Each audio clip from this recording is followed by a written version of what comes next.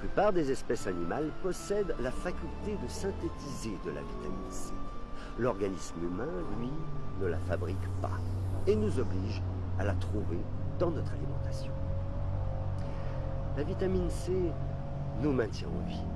Son importance est si grande qu'une carence totale entraîne la mort par scorbut. Un médecin de la marine britannique, James Lind, découvre en 1747 que quelques gouttes d'orange ou de citron suffisent pour prévenir et guérir le scorbut. 200 ans plus tard, Albert Szent-Györgyi, un médecin et chercheur hongrois, reçoit le prix Nobel de médecine pour avoir identifié la molécule et lui donne le nom d'acide ascorbique. Aujourd'hui, l'Organisation mondiale de la santé recommande 110 mg minimum de vitamine C par jour.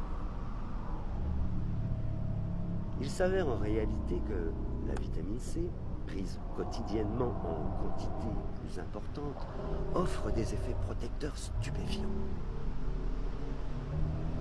Elle renforce le système immunitaire, elle améliore l'absorption du fer, elle est essentielle à la formation du collagène, son pouvoir antioxydant fait d'elle un anti-âge puissant.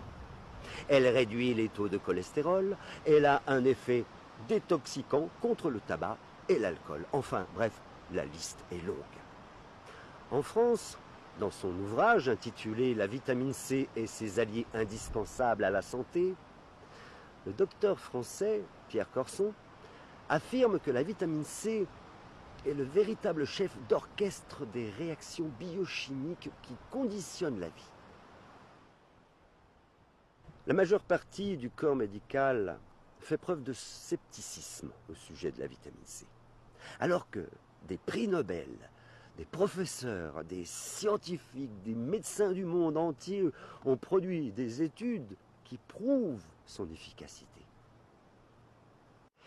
Linus Pauling, chimiste, physicien américain, seul scientifique au monde à avoir été récompensé de 2 prix Nobel, consacrera environ 40 années de recherche et d'études sur les incroyables bienfaits d'une prise quotidienne et importante de la vitamine C.